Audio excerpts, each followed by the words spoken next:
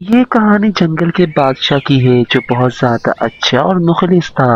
वो अपनी आवाम का बहुत ज़्यादा ख्याल करता था।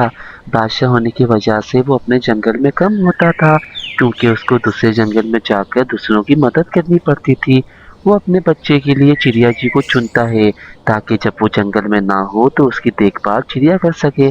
फिर वो बादशाह चिड़िया जी से कहता है, अरे चिड़िया जी, मैं आज से आपको एक जिम्मेदारी सौंपता हूँ। जब जब भी मैं जंगल में नहीं हुआ करूँगा तो मेरे बच्चे की जिम्मेदारी सिर्फ और सिर्फ आपकी है। मुझे उम्मीद है आप इस जिम्मेदारी को सही से निभाएगी। बादशाह जी, ये तो बहुत बड़ी जिम्मेदारी है जो आपने मुझे दी है और मुझे खुशी है इस बात की आपने पूरे जंगल में से मुझे चुना है। मैं आपको किसी भी किस्म की परवाह होने नहीं दूंगी और अपनी जिम्मेदारी को बिल्कुल सही से निभाऊंगी और आपके बच्चे का बिल्कुल सही ख्याल करूंगी। ये बात जंगल में कव्वा और कवि को भी पता चल जाती है। ये सुनकर तो वो पागल हो जाते हैं और कहते हैं, कवि जी आपने देखा बादशाह जी ने जिम्मेदारी चिड़िया को दे दी। हालांकि हम तो उसके बराती वाले हैं। देखते हैं हम भी वो कैसे जिम्मेदारी निभाती है। हमें कुछ न कुछ करना पड़ेगा कव्वे जी। अरे कवि जी, बात तो तुम्हारी सही है। अपने बच्चे की जिम्मेदारी देना मतलब पूरा भरोसा।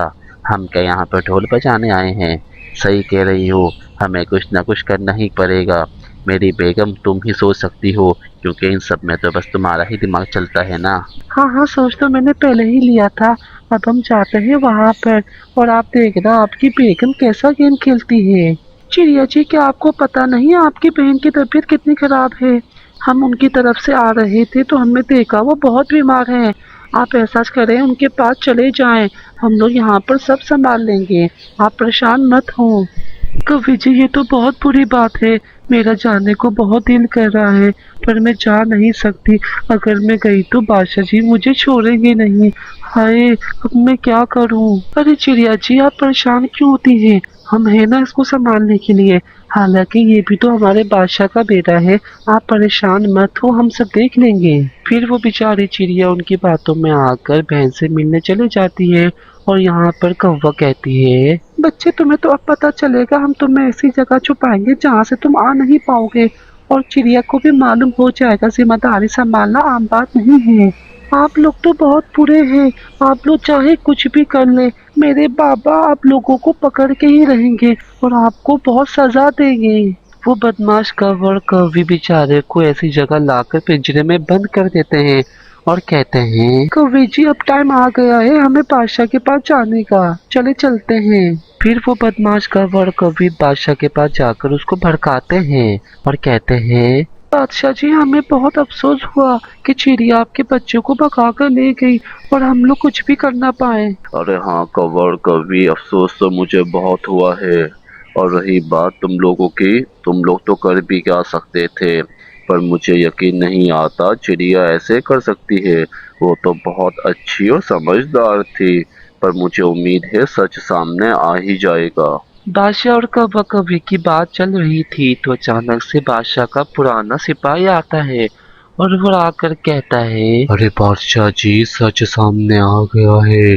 ये कौवा कौवी ने ही आपके बच्चे को अगवा किया है और चिड़ा जी को झूठ बोला है। अच्छा तो ये बात है, मेरा अंदाज़ा सही था। मुझे लग ही रहा था दाल में कुछ न कुछ काला है। चिड़िया जी तो ऐसी नहीं थी। मैं जिस पे भरोसा करता हूँ तो बहुत सोच समझ कर करता हूँ।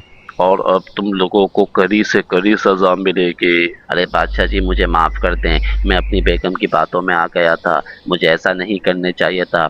मैं तो कारोबारी बंदा था। सुबह जाता हूँ, रात में आता हूँ। मैं जंगल में भी नहीं दिखूंगा। मुझे माफ़ कर दें। आइंदा से आपको कोई शिकायत नहीं मिलेगी। अरे तुम कैसी बात करते हो माफ़ी की? तुम्हें माफ़ी मैं दूंगा। तुम लोगों को तो मैं ऐसी सज़ा दूंगा कि पूरे जंगल वाले याद रखेंगे। इस पूरे जंगल में क्या, पूरे दुनिया के जंगल में किसी को ऐसी सज़ा नहीं मिलेगी, ताकि तुम लोगों को सबक मिले और आइंदा ऐसा काम करने की तुम लोगों की हिम्मत भी ना हो। समझे? तो दोस्तों याद रखो कभी भी किसी के साथ बुरा मत करो। अगर आप किसी के साथ बुरा करोगे तो अल्लाह पाक भी आपके साथ बुरा करेंगे, जैसे इस कौवा और कौवी के साथ हुआ है। अब बादशाह जी तो इनको बहुत सख्त से सख्त सजा देंगे। अगर आपको ये वीडियो पसंद आए तो चैनल को सब्सक्राइब करो, कमेंट्स दो और वीडियो को लाइक करो।